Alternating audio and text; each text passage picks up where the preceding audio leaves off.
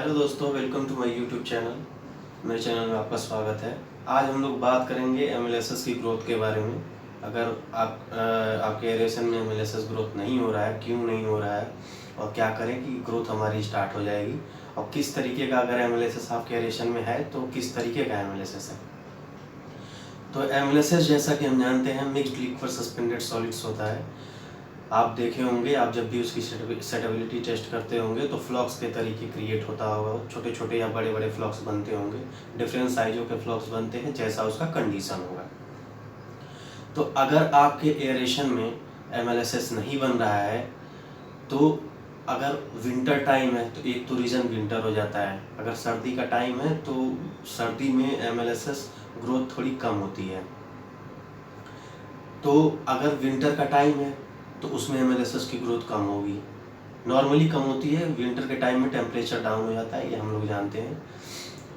और उसके बाद है जो हम उसमें न्यूट्रिएंट्स प्रोवाइड करा रहे हैं, जो भी उसे खाने के लिए दे रहे हैं, उसकी ग्रोथ को बढ़ाने के लिए दे रहे हैं, वो सही मात्रा में दे रहे हैं कि नहीं दे रहे हैं, या उसकी डोजिंग हायर क्वांटिटी में कर रहे हैं।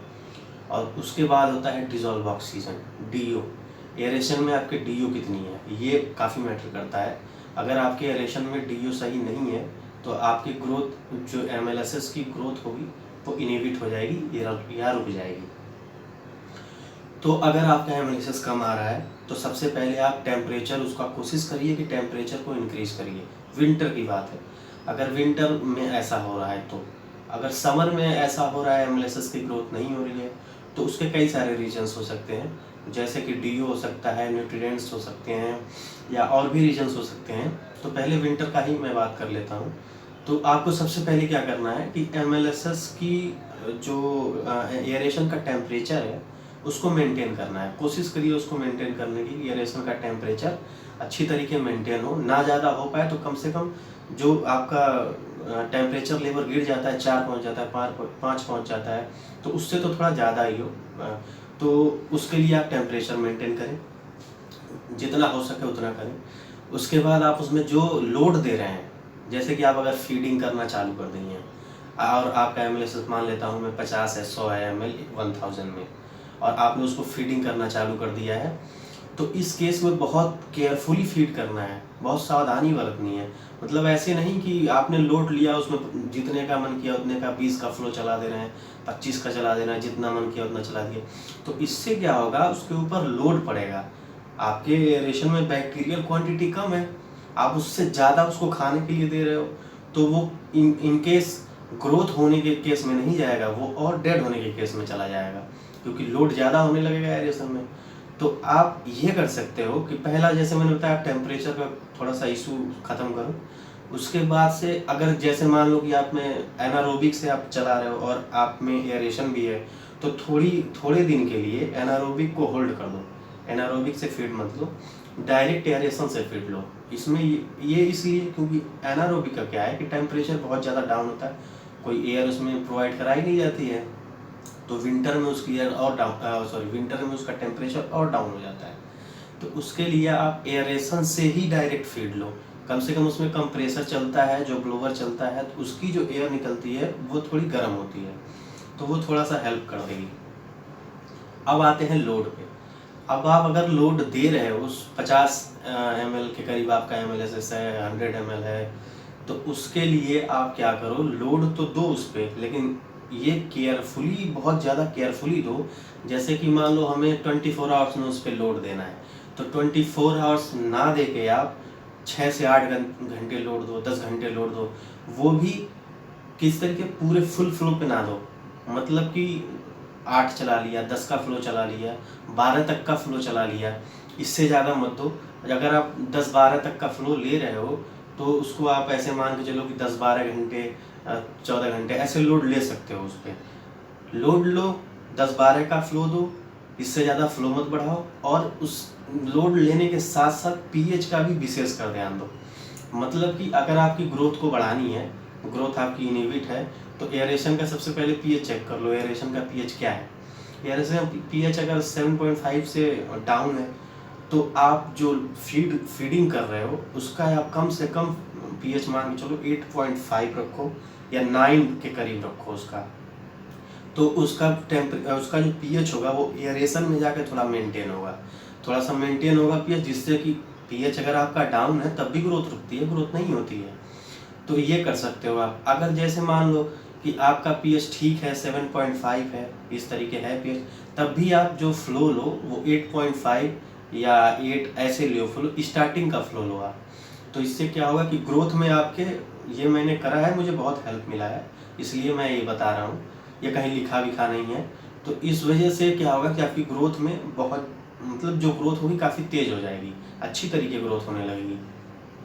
तो पीएच भी मैटर करता है ग्रोथ के लिए। हाँ, फीड पे आते हैं। फीड आप करो ऐसे करके, फिर उसे थोड़ी देर के लिए छोड़ दो, जैसे 14-15 घंटे फीड लिया, फिर फीड अपना बंद कर दिया, लगातार नहीं चलाना है, कंटिन्यू नहीं चलाना है। हाँ, इन केस में आपको हर 2 घंटे पे एमएलएसएस जो है सेटेबिलिटी टेस्ट आप करते रहो कि कंडीशन कैसा है, मतलब फ्लॉक्स उसके हैवी हो रहे हैं या नहीं हो रहे हैं, या और कमज़ोर होते जा रहे हैं। अब ग्रोथ होती कैसे? ग्रोथ आपका मल्टीप्लिकेशन ऑफ बैक्टीरिया होता है, ये तो हम जानते हैं कि जो हमारा एरेशन में बैक्टीरिया होता है वो मल्टीप्लाई करके अपनी ग्रोथ को बढ़ाता है। तो मल्टीप्लिकेशन ऑफ बैक्टीरिया जब आप स्टार्ट हो जाएगा एरेशन में, तो आपकी 2-3 में ग्रोथ आपकी अगर 100 है तो वो 150-200 पहुँच जाएगी, अगर सब कुछ अच्छा दे रहे तो। उसके बाद आप जैसे अदर न्यूट्रिएंट्स है, जैसे डीएपी है, यूरिया है, तो इन केस में अगर जैसे आपका 100 से 50 ml के करीब एमएलएसएस है, तो इस केस में आप यूरिया की डोजिंग ना करें, मेरे ख्याल से यूरिया की डोजिंग ना करें। उसके बाद आप डीएपी की करें। डीएपी की स्टार्टिंग में डोजिंग थोड़ी ठीक ठाक करें, मतलब 3 शिफ्टों में इसे डलवाओ।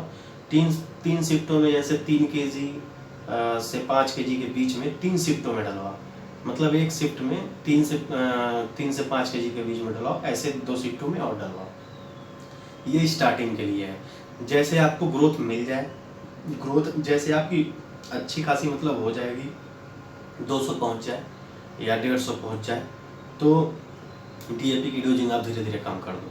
मतलब 3 शिफ्टों में डलवा रहे हैं तो 24 आवर्स में, अगर तब भी 3 शिफ्टों में ही डलवा सकते हैं, लेकिन जो क्वांटिटी है उसको आप कम कर दें। 15 अगर डाल रहे हैं तो 7-8 कर दें, 10 कर दें, ऐसे कर दें। उसके बाद में धीरे धीरे जैसे आपके न्यूट्रिएंट्स एयरेशन में मेंटेन हो जाए, सब कुछ सही हो जाए, तो आप और कम कर दें, 5 से 7 kg 8 kg इस तरीके से डलाएं। ये मैं शुगर मिल्स के लिए बता रहा हूँ, जो शुगर मिल्स में ईटीपी चलते हैं।